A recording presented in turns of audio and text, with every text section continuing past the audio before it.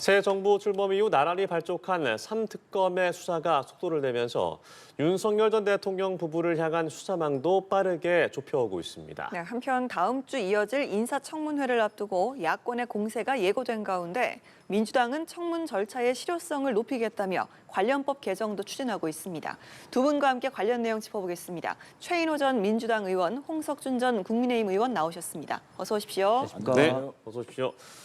특검 관련된 얘기부터 먼저 해보죠.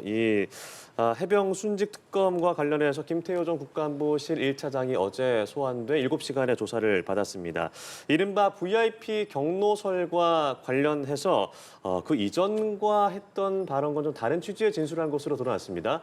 당시에 보고를 받고 경로를 했다라는 취지의 인정 발언이었습니다. 어떻게 좀 보셨어요? 예, 일단 그 VIP 경로설이라는 최병이 제가 볼 때는 좀 쟁점이 대통령이 어떤 경로했느냐 이거보다도 일단 상황을 좀 정확하게 알아야 될 것 같은데요. 네. 일단 저도 최병 장례식 때 포항에 갔었는데 그때 당시에 이제 군 검찰 박정훈 대령이 원래 법이 바뀌었기 때문에 그 이전에는 가능했지만 바뀐 법에 따라서는 사망 사건이라든지 성희롱 사건에 있어서는 일반 경찰로 이관을 해야 됩니다. 그런 예. 어떤 상황에 대해서 항명을 하면서 이제 문제가 터졌고 그런 과정에 임성근 사단장을 봐주기 위해서 그런 거 아니냐 이런 어떤 의혹이 들었던 것이죠. 그런데 임성근 사단장이 계속 이야기하고 있는 것처럼 본인은 김건희 여사는 그냥 뭐 대통령실 주변에 아무도 모른다 이렇게 계속 이야기를 하고 있습니다. 그래서 결론적으로 대통령이 저는 그 경로했다 이런 것보다도 그 과정에서 결국은 임성근 사단장을 지금 굳이 봐주기로 했다면 과연 대통령의 어떤 영향이 있었느냐 이런 어떤 측면을 우리가 봐야 될 것 네. 같은데 그런데 그 이전에 이미 박정훈 수사단장, 군 검찰 수사단장이 그 권한이 없는 사항에 대해서 계속했던 네. 항명으로 인해서 기소가 되었고 그것이 최근에 뭐 특검에서 항소를 취하긴 했습니다만은 저는 그런 측면에서 어떻게 이 두 가지 사안이 연계가 되는 것인지 이 대통령이 경로했는 이 자체를 가지고 이 임성근 사단장을 봐주기로 했다 이런 식으로 너무 뛰어넘는 그러니까 짜맞추기 위한 어떤 그런 어떤 수사가 아니냐 하는 어떤 생각이 많이 좀 듭니다. 그럼 김태효 전 차장이 입장을 바꾼 배경은 좀 뭐라고 보세요? 아무래도 뭐 본인이 지금 현직 대통령실에 있을 때와 지금은 또 현직 대통령이 없고 본인도 이제 대통령실에서 나왔을 때 뭐 등등등 뭐 주변에 여러 가지 환경이 바뀐 것도 영향이 있다고 봅니다. 예, 알겠습니다. 이게 그동안에 이제 뉴스 기사를 통해서 계속 흘러나왔던 VIP 경로설을 당시 회의에 참석했던 김태효 전 안보실 1차장이 처음으로 인정을 한 겁니다. 예. 뭐 내란 특검에서도 지금까지 그렇게 대통령을 옹호해왔던 김성훈 경호처 차장도 예. 최근에 진술을 바꿨죠. 예. 기관 단총을 보이면서 경찰에 무력시를 하라 하는 윤석열 전 대통령의 지시가 있었다. 이렇게 또 사실대로 진술을 했듯이 지금 측근들의 태도가 특검 수사에서 다 바뀌고 있다. 그 가운데에 김태효 차장도 그런 그 연장선상에서 사실을 지금 이야기하고 있는 거 아니냐.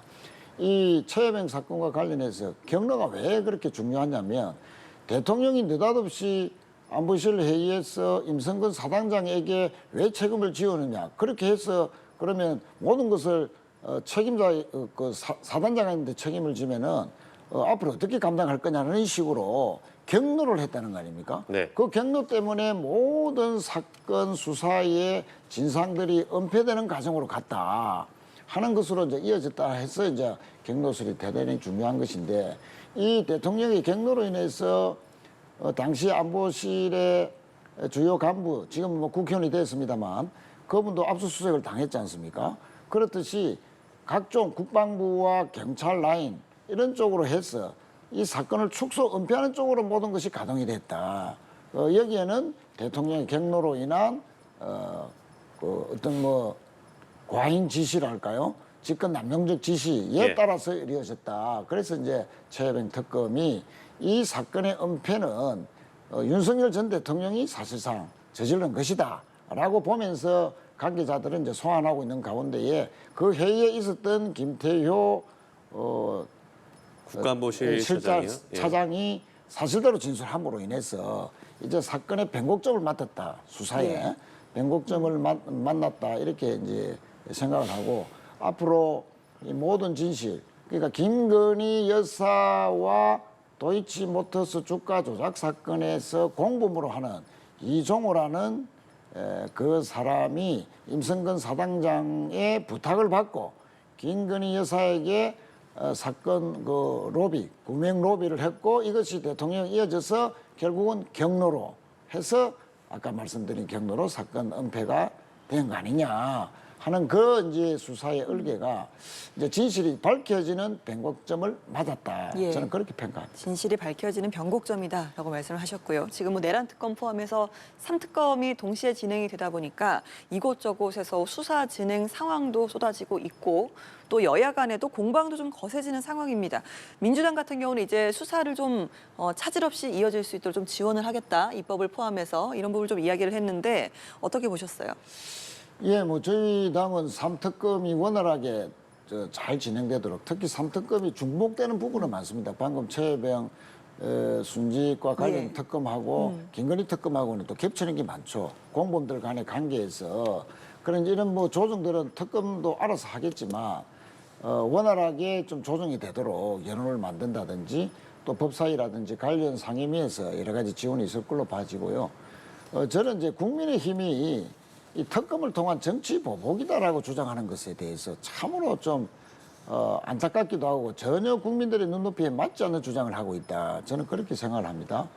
지금 내란 특검도 하루가 다르게 국무위원들이 기존에 진술했던 것이 CCTV를 통해서 보니까 완전히 계엄에 사전에 뭐 동의하고 동조한 듯한 정황들이 많이 나와서 지금 소환 조사가 되고 있고 어떤 분들은 지금 이제 구속 수사까지 지금 앞두고 있는 그런 상황이고요. 김건희 특검도 하루가 멀다 하게 지금 도이치 주가 조작이라든지 삼부토건의 주가 조작이라든지 이런 것뿐만 아니고 양평고속도로 문제라든지 정말로 그동안 세간에서 의혹을 받았던 것이 다 수사를 통해서 사실로 밝혀지고 있는 그런 가운데에 그러면 그것이 어떻게 정치 보복이냐. 오히려 윤석열 대통령이 있을 때 검찰이 그동안 얼마나 봐주게 했느냐. 야당 대표는 그렇게 끊임없이 압수수색하고 또 편파 기소하고 이렇게 재판을 5개나 걸어놓고 해놓고 이렇게 세간에서 또 드러났던 의혹들조차도 다 봐주기 수사 무혐의로 처분했던 그 검찰 때문에 지금 특검이 있는 거 아닙니까? 그런 식으로 생각해서 그 검찰이 과거 정권에서 전혀 수사를 하지 못했던 것에 대한 그 반성을 하고 오히려 특검을 고무격려해서 진실을 밝히라 이런 식으로 돼야 되는데 혁신위는 뭐 어제 떠서 새 혁신위원장이 뭐 김건희, 윤석열 그 두 부부에 대해서 정말로 전행에 대해서 사과한다고 했지만 그러나 말뿐인 사과죠. 그것도 실제로는 또 이렇게 사과한 것에 대해서 특검이 진실을 밝히는 수사를 하고 있는데 또 정치 보복이다. 이런 이율배반적인 자꾸 주장들을 하니까 국민들은 이 국민의힘이 아직도 반성할 생각이 전혀 없구나. 왜 대선에서 그렇게 참패했는지에 대해서 전혀 반성하지 않는구나. 뭐 이렇게 생각을 하는 거 아니냐. 그래서 국민의힘은 좀 정말로 말로만 하지 말고 진실로 윤석열 그 부부에 대해서 이제 전련하는 네. 실질적인 조치에 좀 나서야 된다. 그렇게 조언하고 싶습니다. 예, 이건 뭐 국민의힘 이야기 좀 들어봐야 될 것 같은데요. 말씀하신 것처럼 망신주기다, 뭐 정치 보복이다 반발을 하는 상황 아니겠습니까? 예, 지금 우리 대한민국의 법치주의가 굉장히 지금 위태롭죠. 현직 대통령이라는 이유로 이미 확정된 재판 일정을 일방적으로 다 연기를 하고 있습니다. 공직선거법에서 대법원 파기환송된 사안에 대해서도 연기를 하고 대북 송금이라든지 위증교사라든지 모든 것을 지금 다 연기를 하고 있습니다. 대한민국 법치주의 역사상 이런 어떤 사례가 없는데도 불구하고 지금 이렇게 하고 있고 지금 3대 특검으로 인해서 검사만 120명 그리고 수사관까지 577명의 총 정말 어마어마한 메머드 지금 현재 특검으로 구성돼서 무자비하게 지금 윤석열 전 대통령 부부는 물론이고 많은 사람들에 대해서 이제 압수수색이라든지 지금 과잉 수색을 하고 있습니다. 입장을 바꿔서 만약에 그 지금 검찰 특검에서 드러나고 있는 이런 어떤 수사 과정에서 뭔가 이렇게 계속해서 피의공표라든지 이런 게 나왔을 때 과거에 민주당은 어떻게 대응을 했습니까? 피의사실 공표라든지 이런 것 때문에 강하게 반발을 하지 않았습니까? 그리고 이전에 2009년, 2010년 한명숙 전 총리 때라든지 2022년 김용의 이재명 대통령이 가장 오른팔이죠. 김용의 정치자금 관련해서 검찰이 수사한다고 민주당사를 이제 압수수색하려고 했을 때는 그때 의원들과 그리고 당원들이 와서 강력하게 막기도 했습니다. 그리고 법원에서 이미 확정된 사항조차도 이런 식으로 선전선동을 통해서 이제 연기를 하고 있거나 뭐 이렇게 있는 상황입니다. 지금 특검이 저는 차분하게 수사를 하는 것은 좋지만 그러나 이렇게 과잉 수사하고 정치 보복하는 것은 결국은 민주당과 이재명 대통령에게 결국은 이제 후폭풍이 갈 수밖에 없고 이런 것으로 인해서 결국은 이제 국민들의 심판을 받을 수밖에 없다고 생각합니다. 지금 국민의힘 입장에서는 이런 어떤 수사를 좀 냉정하게 좀 바라보자 이런 어떤 입장이긴 하지만 지나치게 의원 신분일 때가 아닌 전 신분일 때 그러니까 예를 들면 임종덕 의원 같은 경우 안보 실리스단 이후로 네. 현직 의원의 사무실을 압수수색한다든지 이런 것은 너무 과잉 수사다 이렇게 지금 이제 반발하고 있는 상황입니다. 네, 알겠습니다. 저희가 이번엔 주제를 좀 바꿔서요. 이재명 정부 초대 내각 인선에 대한 얘기를 해보겠습니다. 이제 다음 주부터 인사청문 전국이 일주일 이상 진행이 되겠는데요. 19개 부처 인선이 모두 마무리가 됐는데 이 중 9명이 현역 의원, 기업인 출신도 굉장히 많고요. 반면에 이제 관료, 학자 출신은 상대적으로 적은 구성이 됐습니다. 이번 이재명 정부 초대 내각의 면면 뭐 벌써 여러 가지 얘기가 나오고 있습니다만 어떻게 평가하시는지 들어보겠습니다. 예, 너무 일단 기본적으로 정치인을 과도하게 많이 이제 지명을 한 것 같습니다. 우리 대한민국이 지금 현재 의원 내각제도 아닌데 9명 이상, 지금 현재 장관이 9명이고 그다음에 장관급으로 하면은 훨씬 더 많은 정치인 현역 전직 의원들이 많이 있습니다. 이렇게 되니까 사실은 어떤 능력적인 면이라든지 특히 정치적 중립성에서 굉장히 좀 우려스러운 바가 크죠. 예를 들면 방위비행 출신의 국방부 장관 후보자가 과연 어떤 기본적인 어떤 작전 개념을 알고 있을지, 네. 그다음에 행안부라든지 법무부처럼 국가의 정치적 중립을 굉장히 좀 중요한 이런 어떤 부처에 현역 의원이 가는 것이 정치적 중립적인 면에서 굉장히 좀 걱정되는 바가 크죠. 그다음에 도덕적인 문제에서 본다면 기존에 정과는 물론 굉장히 많이 있는 사람들이 있습니다. 지금 이재명 대통령도 정과 사범이지만 또 김민석 전 총리도 정과 사범이고 지금 고용부 장관 후보자인 김영훈 장관 같은 경우는 뭐 정과 5범이죠. 그런데다가 또 뭐 도덕적인 문제, 이해 충돌에 해당되는 예를 들면 정동영 장관 후보자 같은 경우 본인이 영농용 태양광 법을 했는데 알고 보니까 본인의 배우자라든지 또 아들까지 지금 태양광 회사를 운영하는지 또 질병청장으로서 마스크 쓰고 코로나 그렇게 이야기를 했던 정은경 후보자의 남편 같은 경우는 정작 또 코로나 관련된 주식을 막대하게 갖고 있다든지 이런 어떤 이해 충돌형 문제들이 굉장히 많이 지금 의원 후보자를 사이 있습니다. 그런데 예. 최근에 드러난 경우는 가장 심각한 게 지금 이제 교육부 장관의 이준석 후보자의 어떤 논문 표절이라든지 또 강선우 여가부 장관 후보자의 이런 어떤 갑질 이런 어떤 문제는 제가 봤을 때는 민주당도 이거를 다 끌고 가면은 굉장히 좀 부담이 될 수밖에 없다. 그렇게 참 도덕적인 문제가 많은 후보자들이 있는 것 같습니다. 네, 전반적으로 뭐 해당 분야의 전문가가 아닌 이 상임위원, 현직 의원이 가능하겠느냐라는 말씀, 그리고 뭐 정과나 이해충돌 말씀하셨는데 특히나 이제 이준석 후보자, 뭐 강선 후보자의 논문 표절, 갑질 의혹을 또 짚어주셨어요. 뭐 다 말씀을 하긴 어려우시겠지만 어떻게 평가하시는지 들어보겠습니다.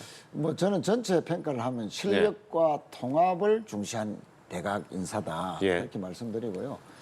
그 실력도 뭐 전문가들도 많이 들어왔죠. 실물 경제 현장에서 뛰었던 기업인 출신들도 4분이나 계시고요. 예. 특히 홍 의원님께서는 8분의 장관 후보자 국회의원들이 너무 과도한 거 아니냐 뭐 이런 지적을 해주셨는데 실제 우리 홍 의원님도 관료 출신이시지만 국회의원 할 때 전문가로서 또 인정을 받았죠. 예. 그래서 국회의원이라고 해서 전문가가 아니다라는 그런 등식은 좀 동의하기 힘들다는 말씀을 드리고 예를 들면 안규백 그 국방부 장관 후보자. 그 후보자는 오선 의원을 하면서 거의 국방위원회를 전담하다시피 했거든요. 예. 국방위원장도 2번이나 거치면서 이 민간인 출신이지만 군 출신보다도 훨씬 더 군 내부 사정도 잘 알고 군 내 인맥이라든지 또 군의 그 물자 조달과 관련된 여러 가지 상황들이나 생태계 이런 것을 누구보다도 잘 아는 분이고 그한 20년 동안에 자타가 공인하는 국방부 개혁에 가장 잘 알면서 적임자다 이런 평가를 받아왔기 때문에 누구보다도 불편부당하게 국방부 개혁을 잘 이끌 적임자다. 특히 안보 태세와 관련해서도 안규백 후보자가 아주 실력 있는 대응을 할 것이라는 믿음이 있고요. 또 김성환 환경부 장관도 이분도 삼선 의원이면서 자타가 공인하는 환경 에너지 전문가입니다. 그 환경과 또는 에너지 전문가들이 국회에 왔어요. 토론회를 저도 뭐 같이 해본 적이 있는데 그 전문가들도 이 김성환 국회의원, 환경부 장관 후보자의 그 전문성에 대해서 탐복을 할 정도였습니다. 그래서 이번에 국회의원 출신이지만 그렇다고 해서 전혀 전문가, 학자 못지않은 그런 전문성을 반드시 갖춘 그런 실력 인사가 됐다 하는 점을 동시에 강조를 드리고 특히 통합인사라는 것은 우선 영남과 호남이 거의 장관 후보자 비율이 똑같았다 하는 측면에서 상당히 균형 인사가 이제 잘 됐다는 것이고 특히 이번에는 계파와 관련 없이 의원들이라 하더라도 전혀 계파와 관련 없이 친명이 아닌 그런 후보자들도 꽤 등용을 했다.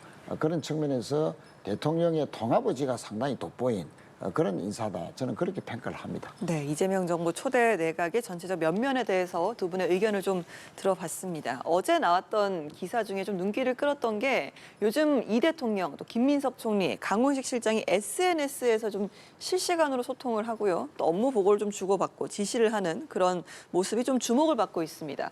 머슴이 둘이라 좋겠다 뭐 이런 농담도 좀 주고받고요. 이 같은 좀 세 사람의 소통 행보는 좀 어떻게 보시는지 궁금합니다. 예, 저는 새로운 소통 행보를 대통령이 하는 것은 의미가 있다고 봅니다. 저는 지금 이재명 대통령이 정치를 굉장히 잘하는 것 같아요. 그런데 통치는 잘 못하고 있다고 봅니다. 그러니까 지금 대통령은 지금 정치이기도 하지만 그러나 국가 원수로서 국가를 잘 이끌어 가야 되는 거죠. 지금 국무총리와 비서실장과 SNS를 주고받는다. 좀 신선하긴 한데 과연 대통령이 국무총리와 SNS로 이렇게 주고받는 것이 맞을까요? 이게 국가 안보라든지 여러 가지 사항들이 있는데 물론 뭐 그런 사항은 안 하겠지만 그러나 어쨌든 국민에게 자꾸 보여주기 위한 어떤 쇼 행정을 너무 지나치게 많이 한다. 저는 그런 어떤 생각이 들 수밖에 없고 지금 이재명 대통령이 해야 될 일은 이런 것이 아니라 예를 들면 뭐 광주 전남에 가서 타운홀 미팅을 가는 그 날짜에 나토에 가야 되는 것이고요. 그다음에 이런 어떤 SNS를 하는 것이 아니라 지금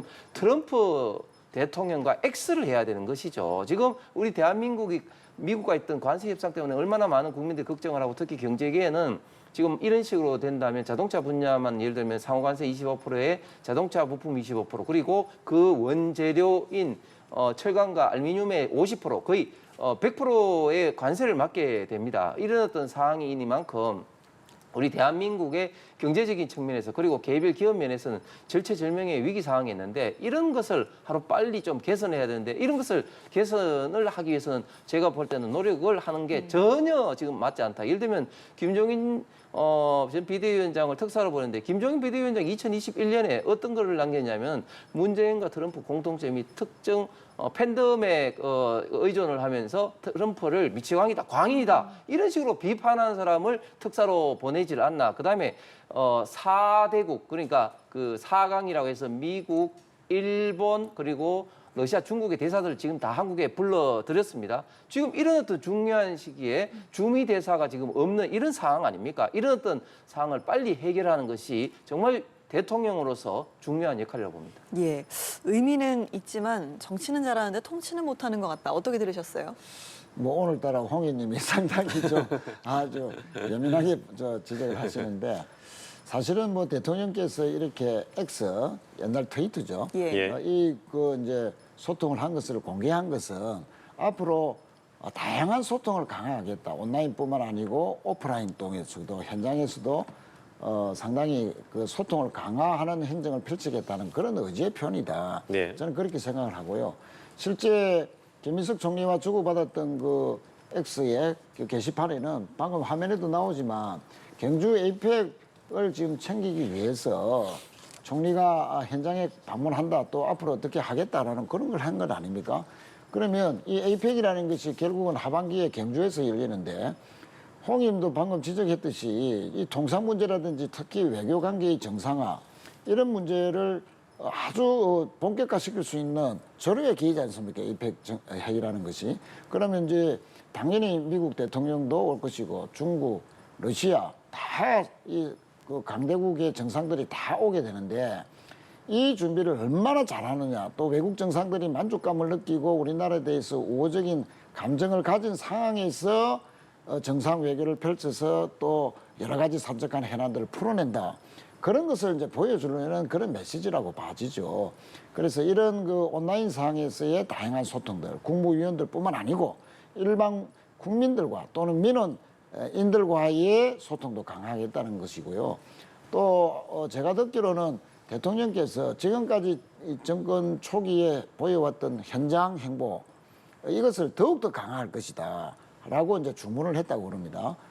그런데 실제 지금까지만 보더라도 G7 회의 갔다 오는 날 바로 새벽에 도착했는데 오후에 울산에 가서 데이터 센터 개소식에 가서 관련 업자들 또 경제인들과 함께 소통을 또 나눈 바가 있고요. 강주에 가서는 그 지금 20년간 묵었던 그 군공항 문제를 해결하는 TF도 만들었고요. 네. 또 다양한 그 민원들을 다 들었습니다. 대전에 가서는 자영업자들의 그 하소연, 절규 이런 것을 또 현장에 듣기도 하고 그래 왔듯이 앞으로도 이 대통령의 소통만큼은 더욱더 강화될 것이다. 온라인이든 오프라인이든 그런 그 메시지를 준 것이라고 보고 앞으로 대통령의 이러한 그 소통 강화는 단순하게 전시적인 효과가 아니고 실제 소통 속에서 이루어진 모든 것들을 국정에 반영하겠다. 또 예. 성과로 이어지게 하겠다 하는 그런 것으로서 상당히 기대가 되는 대목이다. 저는 그렇게 생각합니다. 네, 알겠습니다. 두 분 말씀 오늘 여기까지 나눠보도록 하죠.